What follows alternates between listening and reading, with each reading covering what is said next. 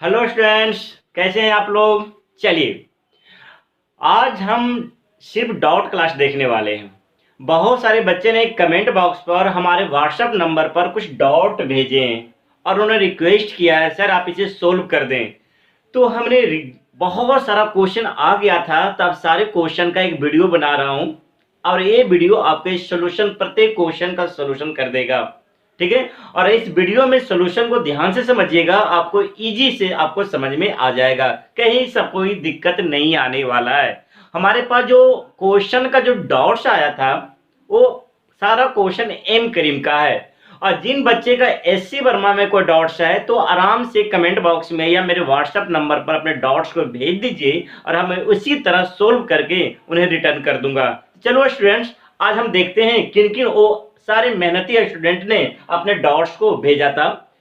सबसे पहला है ब्रजेश कुमार है, निधि कुमारी है, नरेश प्रसाद हैं, विक्की कुमार है और विकास कुमार है। इन सारे बच्चों को हम थैंक यू कहना चाहूंगा, जो सारे बच्चे मेहनत करके पढ़ाई कर रहे हैं और इनके पढ़ाई में हम हमेशा मदद बन करके आगे खड़े हुए हैं। तो ये सारे क्वेश्चनों का लिस्ट है जो डॉट के अंदर आते हैं। बारी बारी से हम सारे प्रश्नों को सोल्व करेंगे समझाते हुए, और आप इसे इसकी मदद से अगला क्वेश्चन खुद से बनाएंगे। और उसके बाद भी अगर डॉट्स आता है तो अगेन कमेंट बॉक्स में या व्हाट्सएप नंबर पर अपने डॉट्स को भेजिए, पेज नंबर के साथ बुक नेम, पेज नेम और क्वेश्चन संख्या, ये तीन चीजें होनी चाहिए। अगर आपका क्वेश्चन एससी वर्मा का है तो आप एससी वर्मा लिखेंगे, अगर आपका क्वेश्चन एम करीम का है तो आप एम करीम लिखेंगे। तो चलो स्टूडेंट्स, बिना समय गवाए शुरू करता हूं, आपके डॉट्स को क्लियर करता हूं। चलो स्टूडेंट्स, सबसे पहले विकास कुमार का डॉट्स क्लियर करते हैं। विकास कुमार, चलिए मेरे हाथ में एम करीम का बुक है, उन्होंने पेज नंबर 464 का क्वेश्चन नंबर 13 उनके लिए डॉट्स है। जरा देखता हूं, 464 पेज नंबर क्वेश्चन संख्या 13, वो क्या करा जरा समझिएगा। The ratio of two resistance is 4:1। तो इसका मतलब है हमारे पास दो रेजिस्टेंस है, एक रेजिस्टेंस और दो रेजिस्टेंस। इसका मान हमने R1 ले लिया, इसका मान हमने R2 ले लिया, और दोनों का जो अनुपात है R1 बटा R2 जो दिया गया है वो दिया गया है 4:1, यानी 4/1। ठीक है स्टूडेंट्स, अब आगे बढ़ता हूं। कैलकुलेट देयर इंडिविजुअल रेजिस्टेंस, यानी हमसे कहा गया है R1 का मान बताओ और R2 का मान बताओ। ये हमसे कहा गया है R1 और R2 का मान बताओ।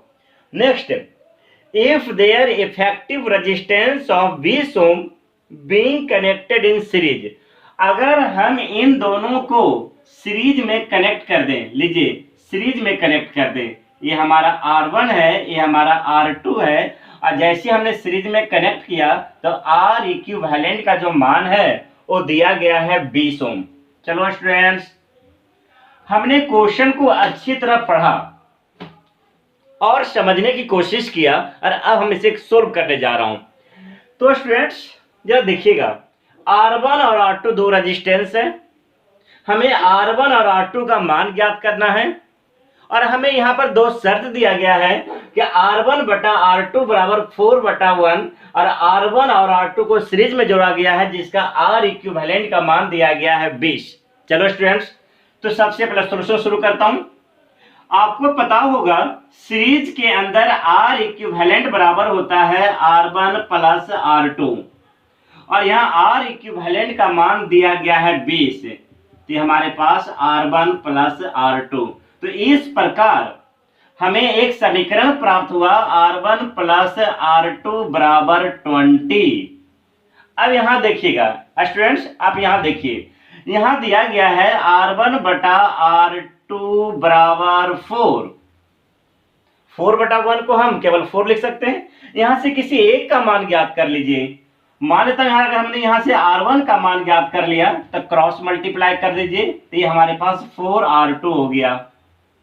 अब स्टूडेंट्स, अब R1 का मान आप यहां रख दें, देखिए जैसे हमने R1 का मान रखा तो 4 R1 प्लस R2 बराबर 20 और R1 का मान रख दिया 4R2 और प्लस R2 बराबर 20। अब इसे ऐड कर लिया तो 5R2 बराबर 20, 5 4, ये R2 का मान 4 ओम। यदि R2 का मान 4 ओम आ गया तो क्या हम R1 का मान भी कैलकुलेट कर सकते हैं यहां से? R1 बराबर 4R2, तो R1 बराबर 4 गुना 4 बराबर 16 ओम। ये आपका सॉल्यूशन है, कोई टफ नहीं, आसान है। इतना आप भी कर सकते थे लेकिन आपने किया नहीं, बहुत ही आसान है। अब आगे बढ़ते हैं। क्वेश्चन नंबर 13 का सॉल्यूशन हो गया। वीडियो को पॉज करके ही लिखें, लिखने का समय नहीं दिया जाएगा। जब भी आपको लिखना हो तो वीडियो को पॉज कर ले, अब पॉज करके वीडियो को रोक ले, मतलब पॉज रोक ले और उसके बाद लिखें, तब जाके प्ले करें। चलिए नेक्स्ट क्वेश्चन जरा देखते हैं। अगला क्वेश्चन क्या हमारे पास है? अगला क्वेश्चन का जो है वो क्वेश्चन नंबर 19 है, पेज नंबर 465, क्वेश्चन नंबर 19। ये भी बहुत ही आसान प्रश्न है। कह रहा है in how many ways 3 identical resistance में बी कनेक्टेड। आइए, हमारे पास 3 आइडेंटिकल रेजिस्टेंस है। हमने 3 आइडेंटिकल रेजिस्टेंस ले लिया। हमारे पास 3 आइडेंटिकल रेजिस्टेंस है। आइडेंटिकल का मतलब समान, तो इसका मान R R R।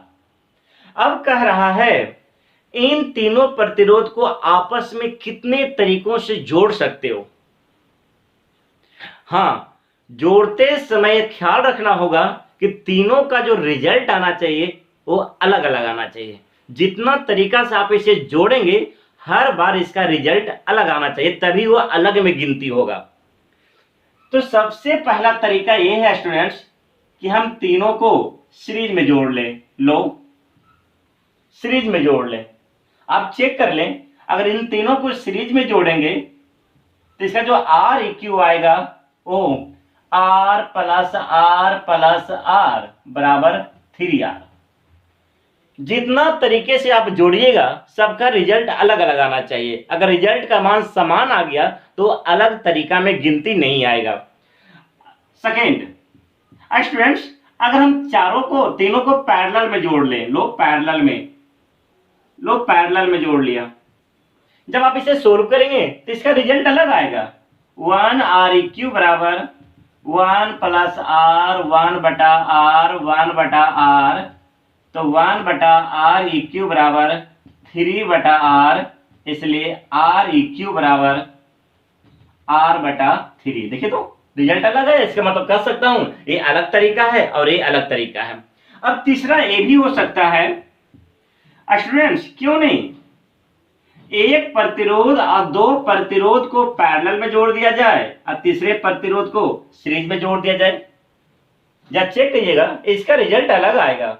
इस पर पैरेलल का फॉर्मूला होगा और इस पर सीरीज का फॉर्मूला होगा।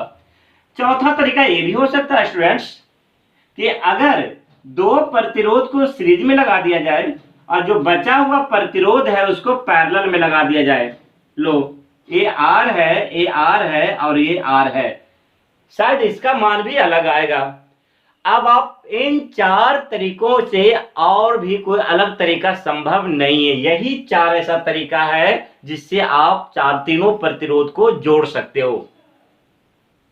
तीनों प्रतिरोध को जोड़ने का यही 4 मेथड्स है। चारों मेथड्स के अंदर Req का मान अलग अलग आएगा। इसके अलावा और कोई मेथड्स नहीं है। अगर आप जोड़ने की कोशिश भी करेंगे तो रिजल्ट समान आ जाएगा। हमें तो अलग अलग तरीकों से जोड़ना है ना। चलिए, तो इसका मतलब जो राइट आंसर होगा वो 4 होगा, यानी जो राइट आंसर होगा कितना होगा? 4 वेज, यानी 4 तरीकों से जोड़ सकते हैं। चलिए आगे बढ़ते हैं स्टूडेंट्स। अब हम बात करते हैं, हमारे पास 3 डिफरेंट प्रतिरोध हैं। 3 डिफरेंट, यहाँ पर 3 समान प्रतिरोध था, अब मेरे पास 3 डिफरेंट प्रतिरोध हैं, उसे कितने तरीकों से जोड़ सकते हैं? तो आइए जरा देखते हैं।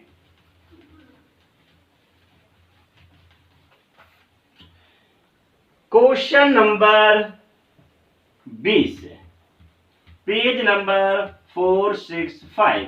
तो आइए इसे समझने की कोशिश करते हैं। स्टूडेंट्स, मेरे पास 3 प्रतिरोध है, 1 2 3। यह R1 है, यह R2 है और यह R3 है। ऐसा हमने क्यों किया?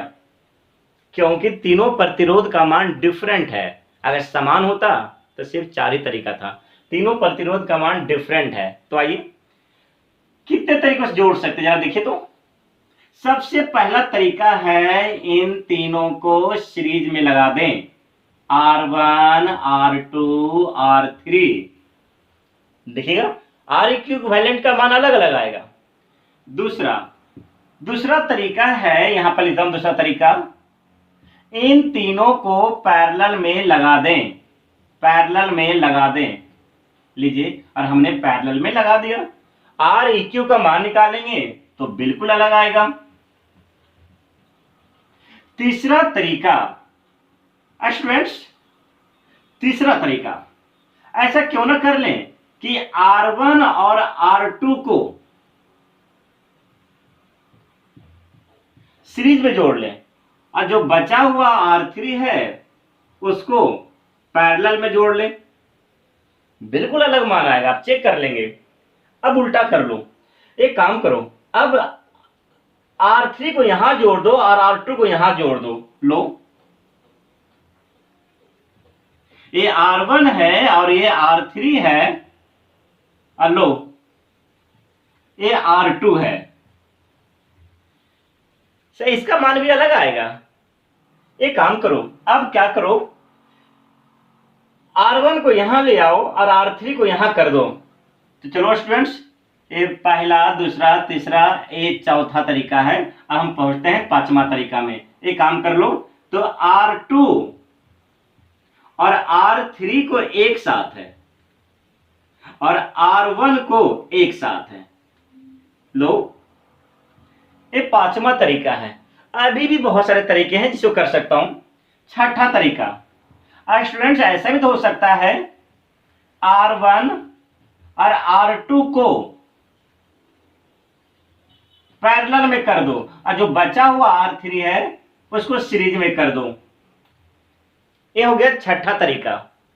अब स्टूडेंट एक काम करो, अब R2 को यहां भेज दो और R3 को यहां कर दो। ये हो गया 7वां तरीका। ये आपका R1 है, ये आपका R3 है और ये आपका R2 है। और 8वां तरीका स्टूडेंट्स, 8वां तरीका नहीं बताऊंगा, 8वां जो वेज है, एक वेज जो है 8वां तरीका है, वो आप भी कर सकते हो। क्या करोगे, अब R3 को देखो, तो R3 यहां आ गया। अब एक काम कर लेना स्टूडेंट्स, एक काम कर लेना, अब हम R2 को यहां कर देना और R3 को रहने देना और R1 को बाहर कर देना। यहां एक बार R3 बाहर हो गया, एक बार R2 बाहर हो जाएगा। अब ये क्या बाहर होना चाहिए, R1 बाहर होना चाहिए। ये जगह पर नहीं है, आप इसे कंप्लीट कर लेना। यही 8 मेथड्स है जिसका उपयोग करके इन तीनों असमान प्रतिरोध को जोड़ सकते हो। चलो अब आगे बढ़ते हैं। चलिए स्टूडेंट्स, हमने 3 क्वेश्चनों का सॉल्यूशन दे दिया है। अब आगे बढ़ते हैं। वीडियो को पॉज करके देखिए, चलता हुआ वीडियो मत देखिए। जब भी लिखना हो तो आप वीडियो को पॉज करके लिखिएगा। बार बार आपको कहता हूं, लिखने का तरीका होता है, वीडियो को पॉज कर लिया जाता है, यानी आपके शब्दों में वीडियो को रोक लीजिए और उसके बाद ही आप लिखिए। ठीक है, चलते हुए वीडियो में आप लिख नहीं सकते हो। नेक्स्ट स्टूडेंट्स, अगला जो क्वेश्चन है वो क्वेश्चन नंबर 22 है।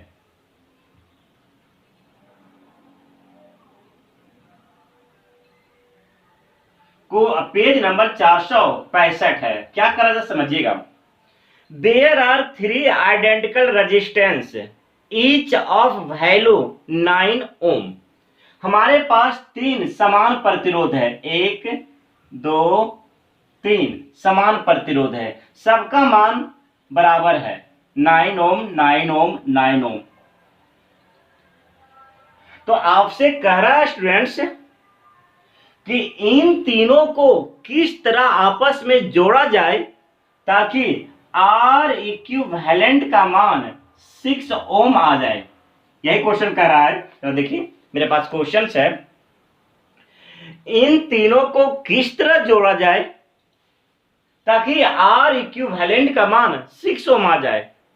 स्टूडेंट्स यह एक लॉजिक है, ये जितना आप ब्रेन का इस्तेमाल करेंगे ऐसे प्रश्न का जवाब आसानी से दे पाएंगे। जरा देखिए ना सॉल्यूशन। ऐसा क्यों नहीं कर लूंगा स्टूडेंट्स, एक प्रतिरोध और 2 प्रतिरोध है, यह 9 ओम है और ये 9 ओम है, यानी 2 प्रतिरोध को देखे तो जस्ट चेक करके देख लो, बस जस्ट चेक करके देख लो स्टूडेंट्स।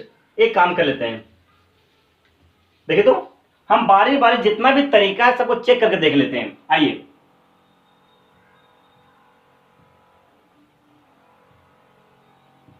लीजिए 9 है 9 है 9 है। अब चेक करके देखता हूं क्या 6 ओम आता है कि नहीं आता। अगर नहीं आएगा तो फिर हम दोबारा रीअरेंज कर लेंगे, फिर भी नहीं आएगा तो हम दोबारा रीअरेंज कर लेंगे। आपको अच्छी तरह पता है ना कि हम इसे कितने तरह से रीअरेंज कर सकते हैं। 3 समान प्रतिरोध को हम 4 तरीकों से रीअरेंज कर सकते हैं, ठीक है। तो हम पहले तरह इस तरह रीअरेंज किया, 2 को सीरीज में रखा और 1 को क्या रखा पैरेलल में। चलो स्टूडेंट्स इसको सोल्व करते हैं। इसको हटाएंगे तो आर इक्यू बराबर हो जाएगा R1 और प्लस R2, 9 प्लस 9 बराबर 18 ओम। तो इस प्रकार इनके जगह पर हम क्या करेंगे, हटा करके हम 18 ओम का प्रतिरोध लगा देंगे और जो नीचे है 9 ओम का प्रतिरोध है। अब बताओ स्टूडेंट्स, यह और यह पैरेलल है, तो पैरेलल का फॉर्मूला क्या होता है, आर इक्यू बराबर R1 इंटू R2 अब बटा R1 प्लस R2। ये प्रूफ कर रखा हूं। तो एक काम करते हैं, तो आर इक्यू बराबर 18 गुना 9 और 18 प्लस 9। एक काम करता हूं, 9 8 17 27, तो आर इक्यू बराबर 18 गुना 9 और ये 27, 9 3 27 और 3 6 18, 6 ओम।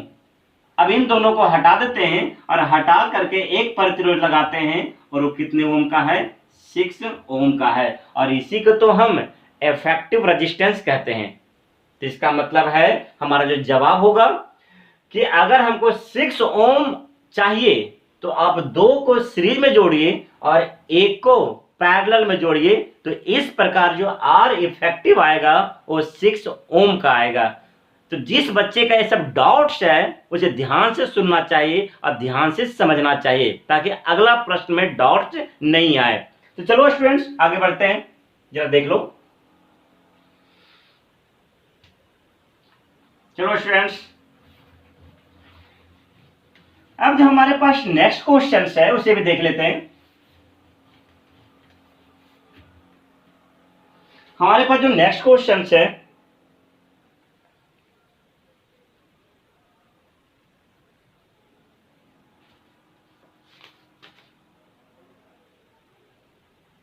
क्वेश्चन नंबर 29, एम करीम क्वेश्चन नंबर 29 पेज नंबर 466। आप देख ले, कह रहा है calculate the resistance of 2 coil if there equivalent resistance in series and parallel. Students इस तरह का क्वेश्चन हमने एग्जांपल में करा रखा हूं, ऐसा प्रश्न ना पूछें, और यही प्रश्न हमने होमवर्क में भी दिया था। तो चलो कोई बात नहीं, आपने पूछा है तो हम बता देते हैं। स्टूडेंट्स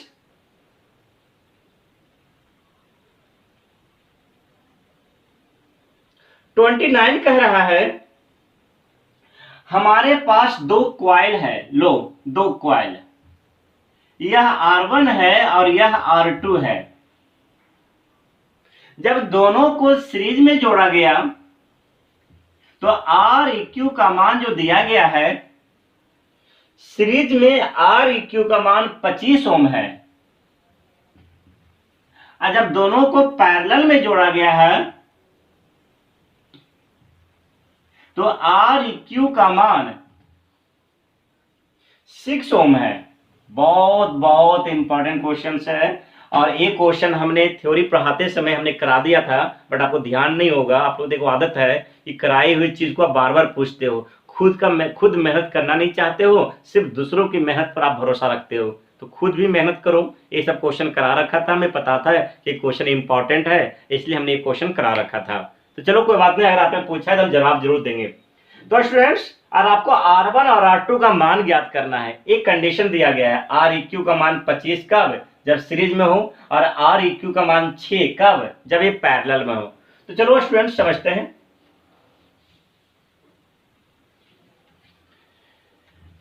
आपको अच्छी तरह पता है स्टूडेंट्स, जब सीरीज में आर इक्यू का मान होता है R1 और प्लस R2, और आर इक्यू का मान 25 है, तो इस प्रकार हमें पहला समीकरण प्राप्त हुआ, R1 प्लस R2 बराबर 25। लीजिए,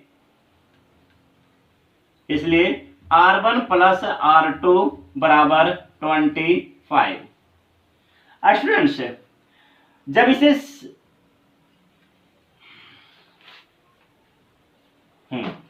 जब इसे पैरेलल में जोड़ा गया स्टूडेंट्स, तो पैरेलल का फॉर्मूला होता है आर इक्यू बराबर R1 इंटू R2 और R1 प्लस R2, और आर इक्यू का मान 6 दिया गया था, तो R1 इंटू R2 बटा R1 प्लस R2 का मान 25, 25 का 150। तो इस प्रकार R1 इंटू R2 का मान 150 आ गया। तो इस प्रकार हमें दो समीकरण प्राप्त हो गया, एक R1 प्लस R2 बराबर 25 और दूसरा R1 इंटू R2 बराबर 150। चलिए अब दोनों समीकरण को सोल्व कर लेते हैं। आ जाओ स्टूडेंट्स, दोनों समीकरण को सोल्व करते हैं। एक हो गया R1 प्लस R2 बराबर 25 और R1 इंटू R2 बराबर 150। तो स्टूडेंट बताओ, यहां से किसी एक का मान ज्ञात कर लो। चलो R1 का मान ज्ञात कर लेते हैं, तो 150 बटा R2। अब R1 के जगह पर ये मान रख देते हैं, तो 150 बटा R2 प्लस R2 बराबर 25। जब देखा स्टूडेंट, क्रॉस मल्टीप्लाई कर ले। जैसे क्रॉस मल्टीप्लाई करेंगे तो यह 150 और प्लस R2 का होल स्क्वायर बराबर 25 R2। थोड़ा डायरेक्ट कर रहा हूं स्टूडेंट, इतना तो मैच्योरिटी आ ही गया होगा कि इसको झेल सको। थोड़ा डायरेक्ट कर देता हूं। तो क्रॉस मल्टीप्लाई करें तो आपको यही रिजल्ट आएगा। आप इसको इधर कर लो, तो R2 का होल स्क्वायर माइनस 25 R2 अब प्लस 150 बराबर 0। या अब इसे क्या करो, फैक्टर में तोड़ लो। 150 है, अब आपको दिमाग लगाना होगा कि क्या इसका फैक्टर लगाऊं ताकि एक हमको डिजोल्व हो जाए, यानी 150 को दो भाग में तोड़ना है ताकि हमें, तो देखता हूं।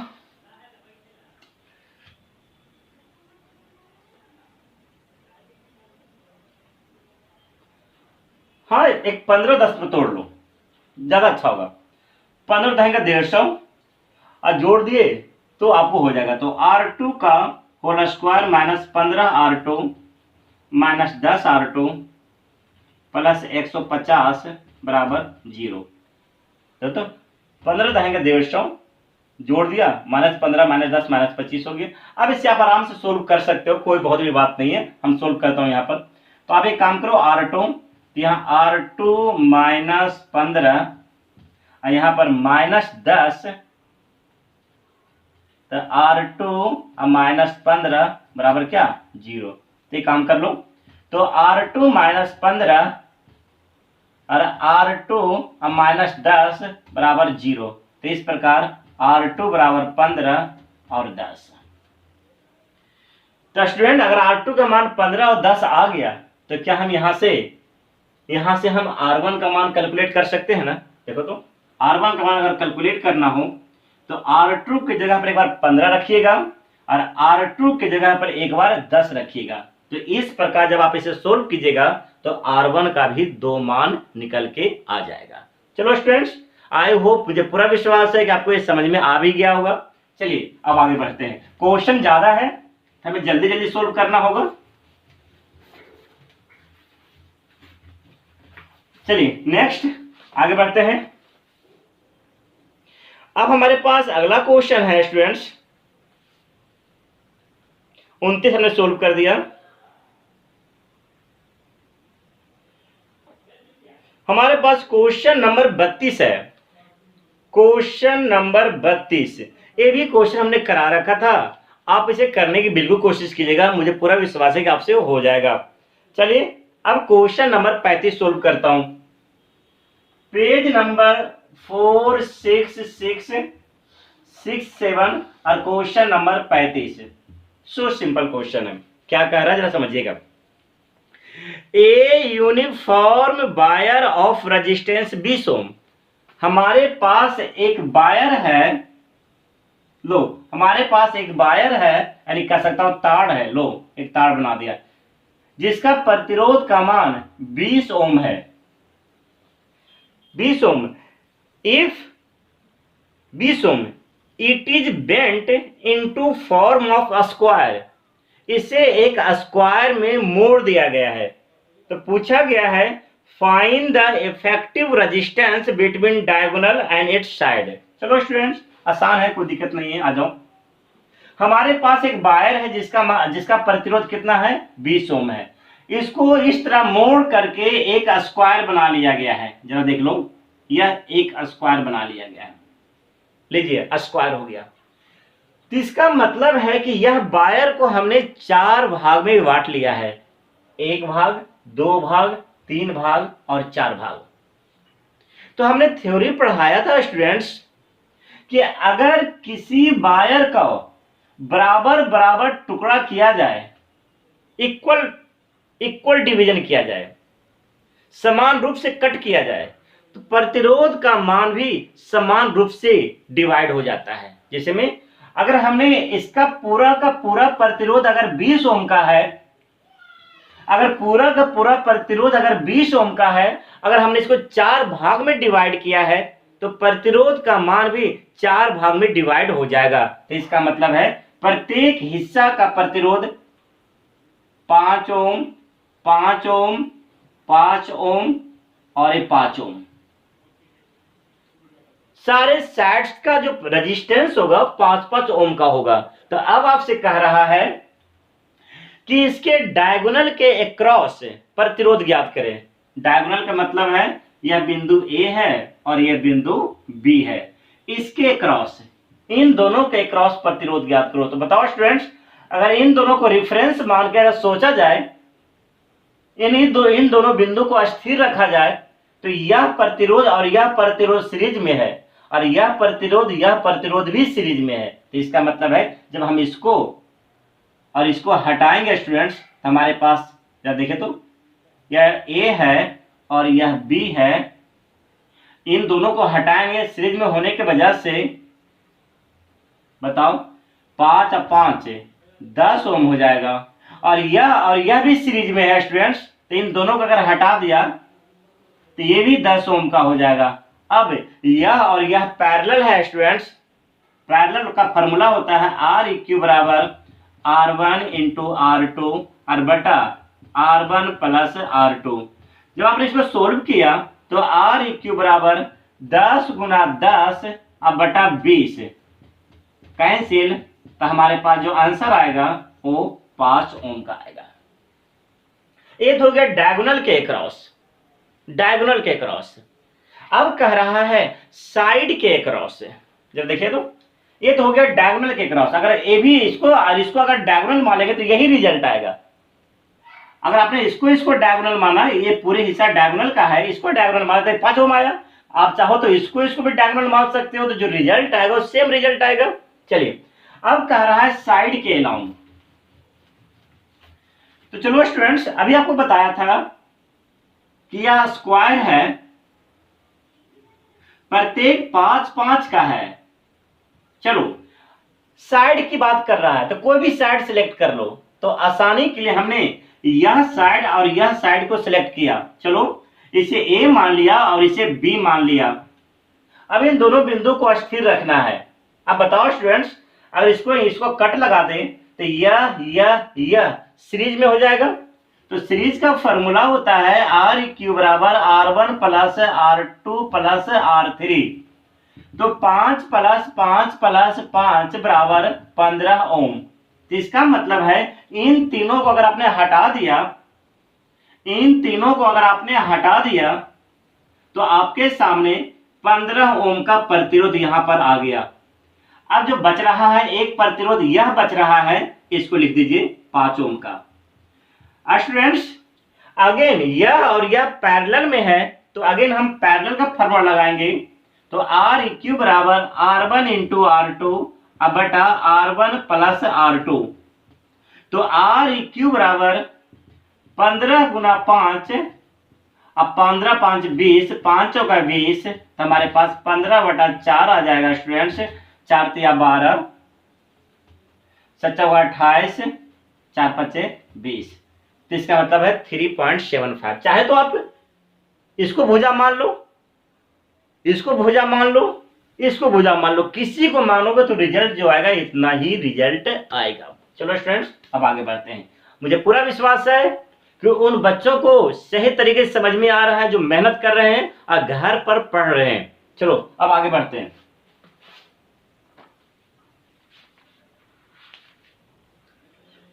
चार 467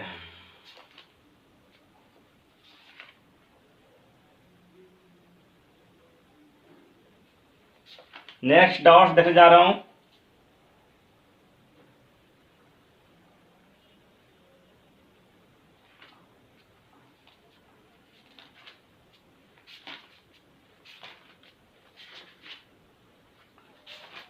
आप बनाते रहिए, चाहे आप किसी भी बुक से बना रहे हो, कोई दिक्कत नहीं है। हाँ अब पेज नंबर 500 है। क्वेश्चन नंबर 9 पूछा गया है किसी स्टूडेंट के द्वारा। पेज नंबर 500, बुक का नाम है एंकरिंग और क्वेश्चन नंबर है 9। That's a good one questions. तो आप इसी तरह मेहनत करो भाई, मेहनत करोगे तो कुछ प्राप्त होगा, बिना मेहनत की कुछ की प्राप्ति नहीं होगी। मेहनत करो, कहीं भी कोई डाउट्स आता है तो आप इसी तरीके से कमेंट बॉक्स में या व्हाट्सएप पर आप भेजो, ठीक है।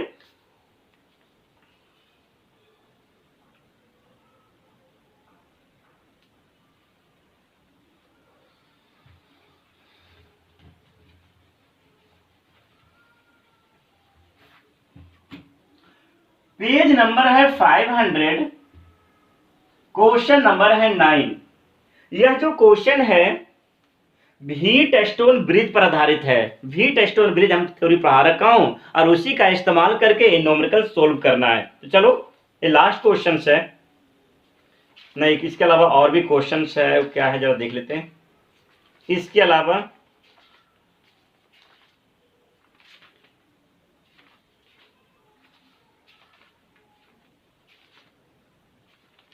इतना ही हमने टिक आउट कर रखा है, जितना हमें अच्छी तरह पता था उन सारे क्वेश्चन को हमने यहाँ पर डील कर रहा हूँ। अब कहीं कोई डाउट्स आता है तो आप उसे जरूर बताइएगा, उसे हम नेक्स्ट वीडियो में उसे सोल्व कर दूंगा। आइए, कह रहा है हमारे पास एक सर्किट दिया गया है।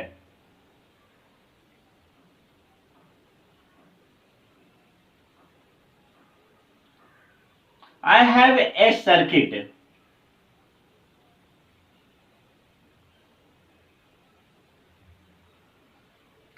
यह 6 ओम है, ए भी 6 ओम है, ए भी 6 है, ए 6 है, 6 है और ए भी 6 है।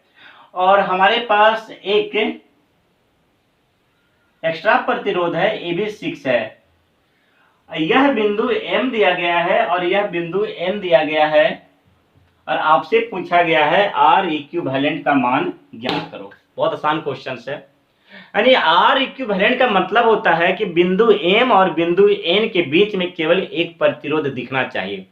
सारे प्रतिरोध को हटाना होगा, या तो सीरीज मेथड से, या तो पैरेलल मेथड से, या तो व्हीटस्टोन ब्रिज से। किसी न किसी मेथड का इस्तेमाल करना है और आपको सब का इस्तेमाल करके सारे प्रतिरोध को हटा देना है और m और n के बीच में एक प्रतिरोध दिखना चाहिए और वही उसका मान जो आएगा वही उसका वैल्यू होगा, आर इक्विवेलेंट होगा। चलो स्टूडेंट्स, कभी कभी ऐसे सर्किट्स आ जाते हैं जहां पर व्हीटस्टोन लगता है।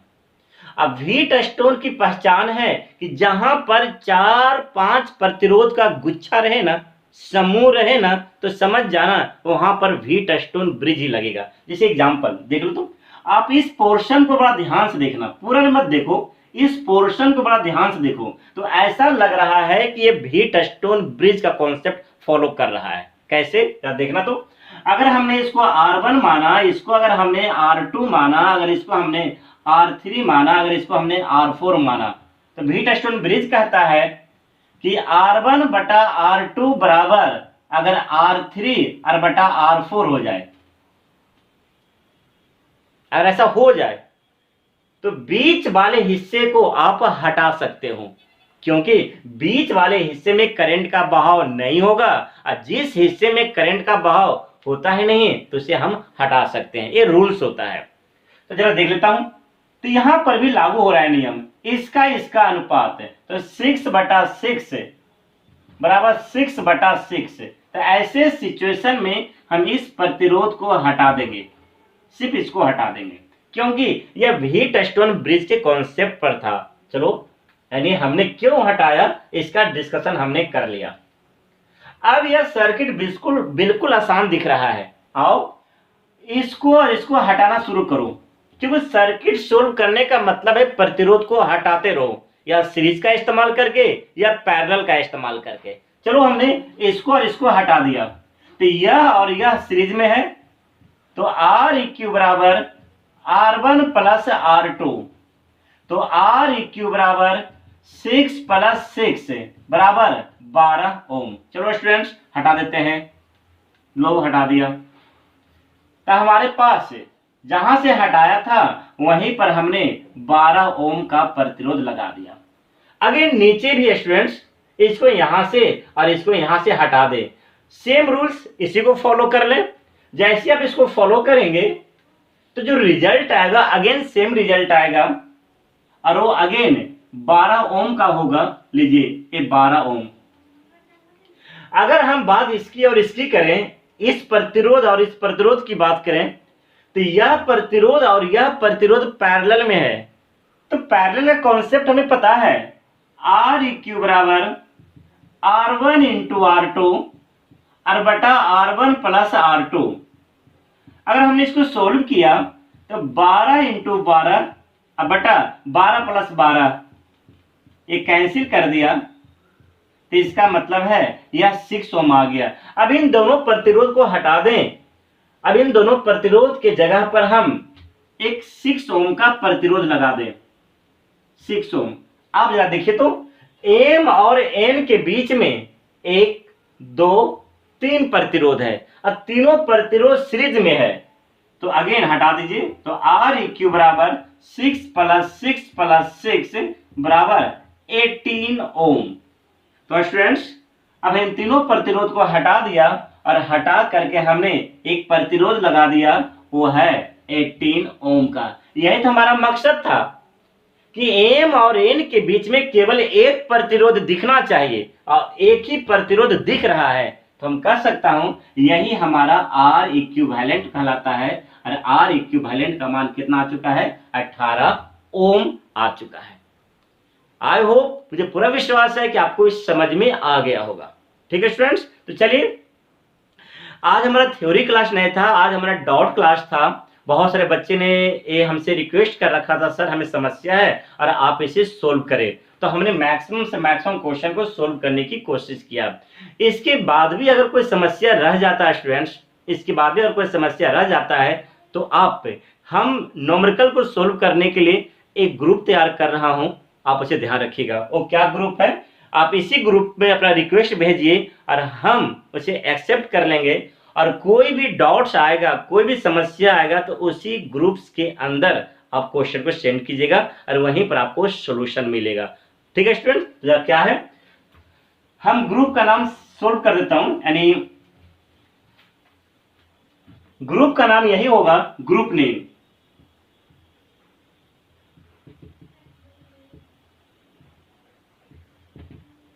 यही होगा ग्रुप नेम। एम करीम